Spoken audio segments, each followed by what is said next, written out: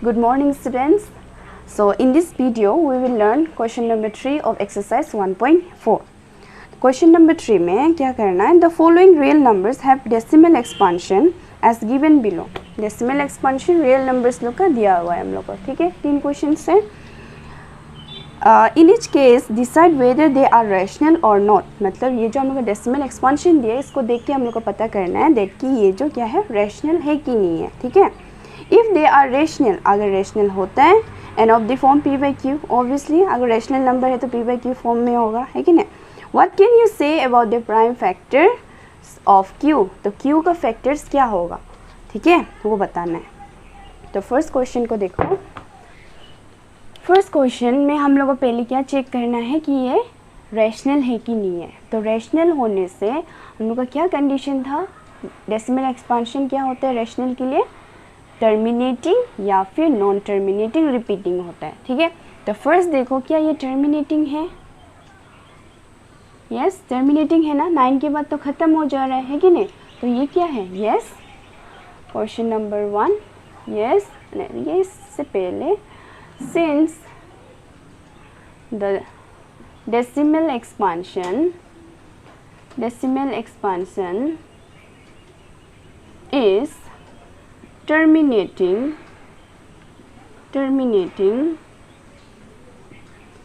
therefore it is a rational number.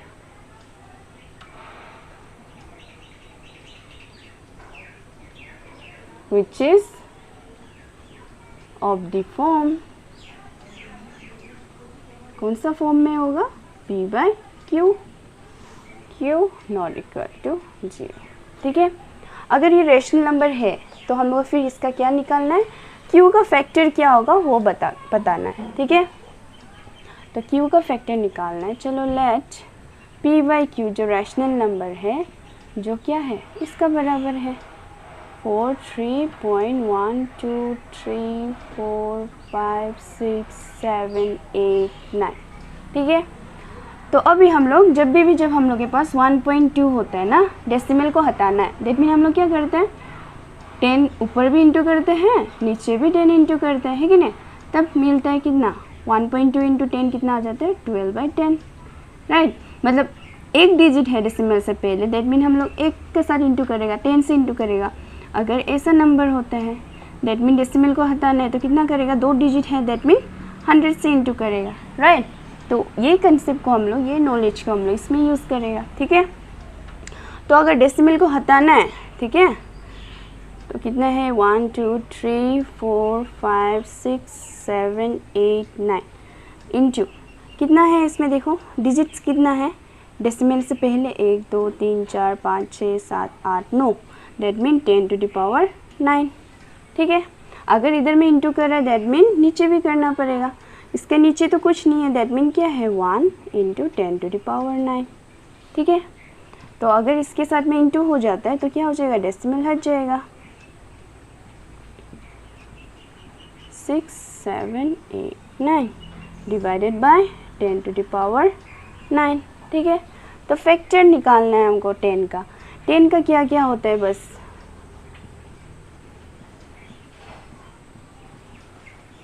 10 का क्या क्या आएगा फैक्टर? 2 इंटू 5 10 होता है कि नहीं?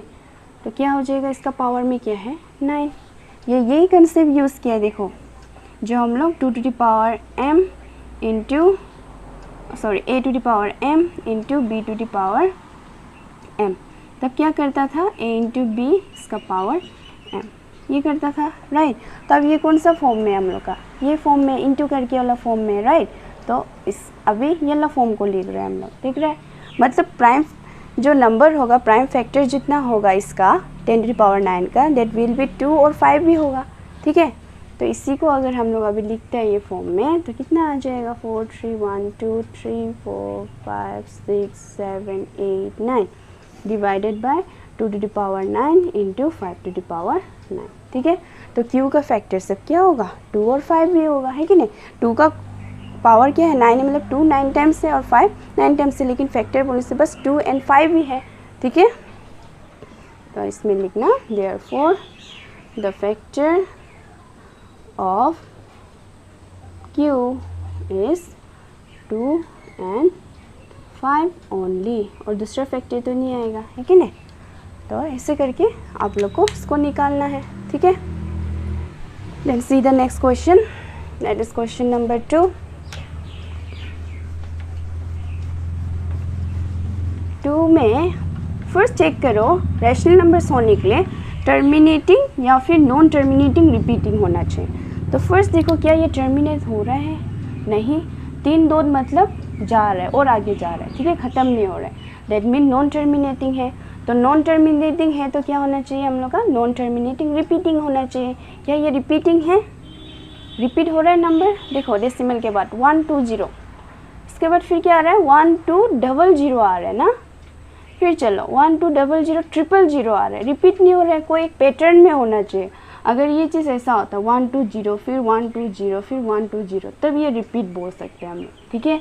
लेकिन हर एक चीज़, हर एक आगे जब जा रहे हैं हम लोग क्या हो रहा है 0 0 0 बढ़ रहा है, ठीक है।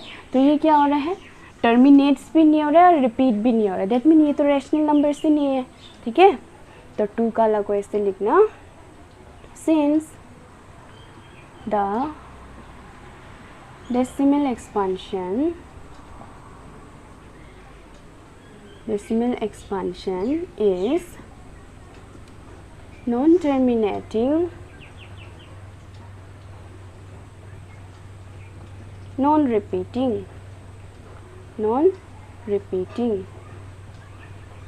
ठीक है। therefore it is not a rational number।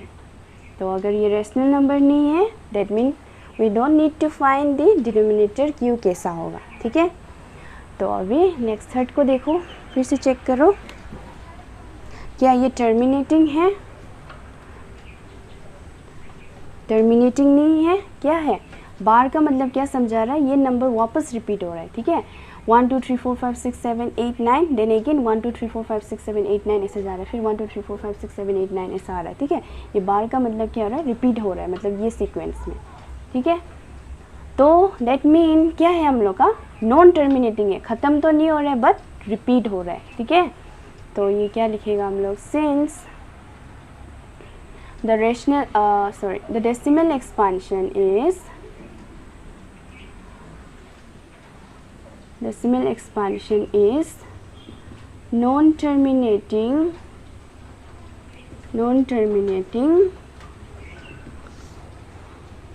repeating, repeat हो रहा है, नॉन टर्मिनेटिंग रिपीटिंग, ठीक है।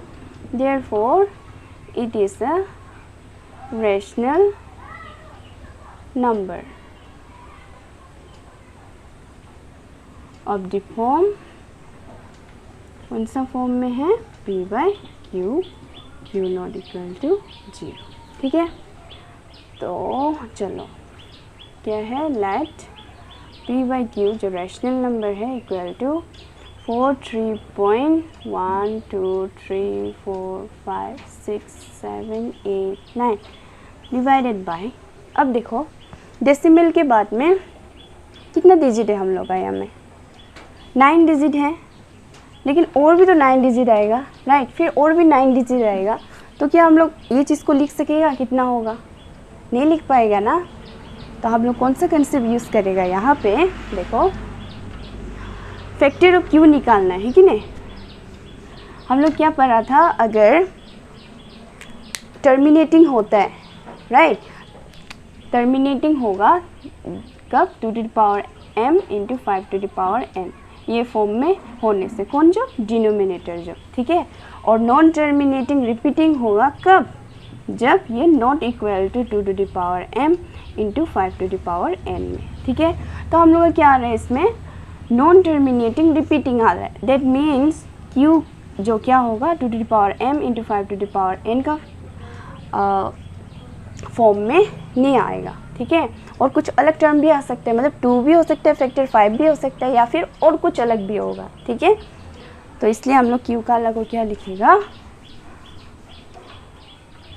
The factor of Q will have 2 will have other than 2 और 5, ठीक है। मतलब 2 भी हो सकता है फैक्टर में, 5 भी हो सकता है, या फिर उसके साथ में और भी कुछ नंबर्स आएगा, ठीक है। बस लेकिन ये फॉर्म में नहीं आएगा, ठीक है, मतलब ये फॉर्म में नहीं आएगा। इसके साथ में और भी इंक्लूड हो सकता है, 7 इंक्लूड हो सकता है, ठीक है। इसके बाद कुछ अलग 13 भी इंक्लूड हो सकता है।